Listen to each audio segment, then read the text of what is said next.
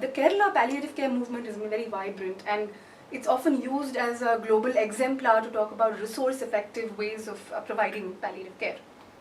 You know, one of the biggest challenges with hospices is that it is limited in terms of access and affordability. They're so institution-centric. So you can imagine how in a country like India that becomes even more problematic, because there's a shortage of medical professionals.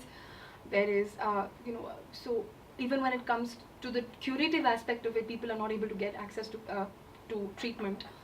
And very often we have cancer patients who present at advanced stages of cancer. So there's in fact a dire need for palliative care.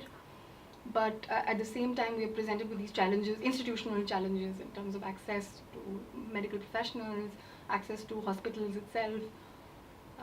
So that's where we are in India. So ma'am, could you please elaborate on the development of palliative care in Kerala?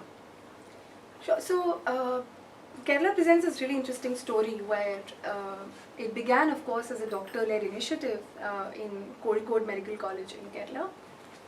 Where we had two doctors one was the head of department at that point of time at the Calcutta Medical College, and they identified this problem. I mean, it's omnipresent if you're working in that kind of a context, where you found that there are patients who are presenting with incurable pain, and when the medical system is not able to do anything about it, they're just told to go home.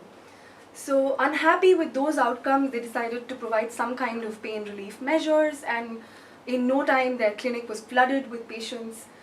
So something that they started to do was also to go to these patients' houses, because they realized that many of them came in from remote areas, they had difficulty traveling, they often traveled with a bystander, which meant that that person was losing out on a daily wage maybe.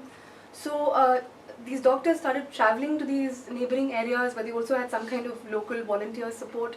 So eventually, somewhere around 1998 in Kerala, this became a community movement, where the community was involved in terms of organizing these clinics in local remote areas. And the doctors would just come in, look at the patients and go back. Now, interestingly, what happens with the community's involvement is they don't see symptoms, they see suffering, right? So when the doctors begin to look at only advanced stages of cancer, the community thinks that, well, why should a paraplegic patient not be looked at? He's also bedridden, he also is isolated, he also has suffering. I mean, for long days he's sitting in his house, he's isolated, needs attention. So the community started bringing in all these other categories of patients. So, eventually by around 2003, 2004, you see in Kerala that there are chronic renal conditions coming in. You have geriatric patients who are brought in for palliative care. So a lot of elderly people left alone at home. The rest of the family may be outside the country or in other parts of the country itself, but not being able to care for older patients at home. So that's why the community started getting involved and spending more time with patients so that they don't feel isolated.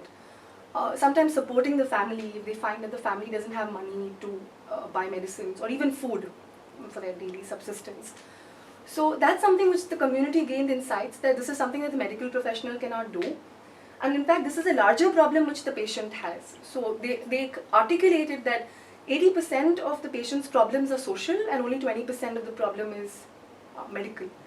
So that transformed the way this movement started organizing. So the pivot, the central aspect of the movement was about the community being the locus of caregiving, decision making and so on. And the medical professionals coming in only as and when required to provide whatever basic care is required for the patients and their families. So I think that change in frame was very important, that transition from medical care to talking about social issues and community-based care. And there are about 200 organizations in Kerala today across all 14 districts of Kerala that provide care to more than 60% of the patients. So as I said earlier that only 2% of patients in India get care. That's when this case becomes so stark, right? And so important to understand that how is it that the community managed to gain this much of scale as well as scope of organizing. The other important aspect of this is that all the funds are locally raised. So there are no big donations that come in, but it could be 1 rupee from the bus driver, it could be 1 rupee from an auto driver. So it becomes a truly community-owned movement.